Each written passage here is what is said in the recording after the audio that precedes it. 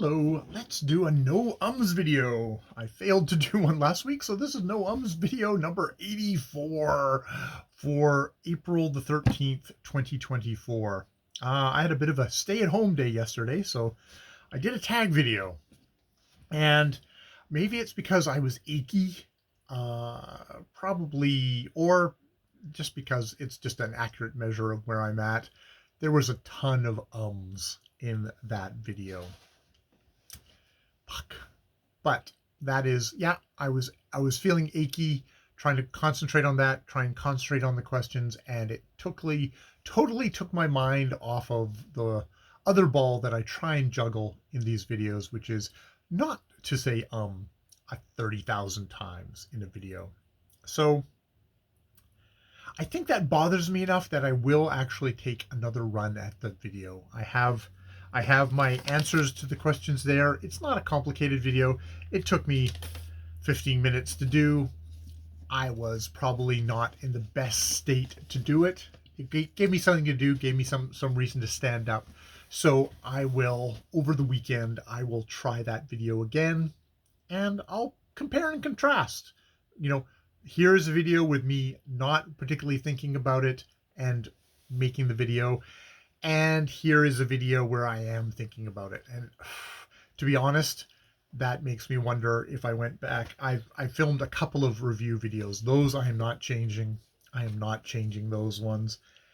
How repetitive my ums are in that video. Now, and I should reiterate to myself that I'm not going for 0 ums in a video.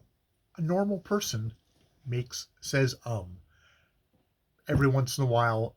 It's there. It's a little bit of it's a little vocal tick, but you know what? It's actually being a human being. It's when it is every other sentence or every sentence that I'm going after that it becomes a noticeable tick that I find bothersome to watch. And if I'm finding it bothersome to hear it in myself, I know for an audience that will be quadruply, zupa-dupa-duply, so it will be an annoying thing. And that's one of the things I'm trying to do here is to work on my speech to eliminate that.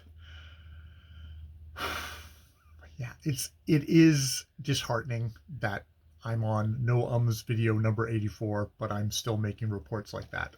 I will give myself a little bit of a break for that video that I'm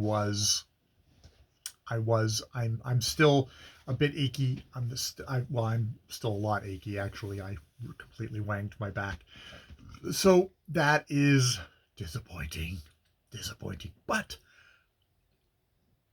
practice doesn't make perfect, but practice hopefully improves. So I will go for there.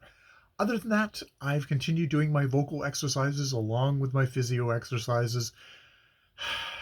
And yeah, well, I'm sighing because the physio exercises were slightly undone by me then going out in the garden and reefing on a bamboo root and completely throwing my back out. My back, which is not the greatest to begin with, but that's a whole different video. I'm sure it will be at some point. Yeah, so I was thinking about that, and now that I'm talking about it out loud, it's like, all right, tomorrow, sometime on the weekend, I will do the classics book tag one more time and see if I can. I think the big thing is to be aware when I'm looking down. This is what always triggers me when I'm looking down at my notes. I look down at my notes and I go, it's like, look down at my notes quietly and then look up again. Look down at my notes, look up again. So, overhyped. It is Slaughterhouse 5. Favorite time period is the Tudor Victorian, that kind of period, and also ancient Rome. Number 3, fairy tales. I don't really have a favorite fairy tale. I like myths more than I like fairy tales, so I'd go with Edith Hamilton on Greek myth. I think it's called mythology is what I could find. Number 4, what classic am I embarrassed I haven't read yet? That would be War and Peace, mostly because I so enjoyed Anna Karenina. That's like, wow, why haven't I gotten to War and Peace yet? What are the favorite classics that I'm going to read soon? That is going to be Kim, Jungle Book, Red Badge of Courage, The Time Machine, Importance of the Interpretation of Dreams, Buddenbrooks, Lord Jim, all books that are centered in that 1890 to 1910 period. Number 6, my favorite modern book series based on a classic. That would be Song of Achilles by Madeline Miller, not so much Circe. Number 7, my favorite movie version or TV based on a classic.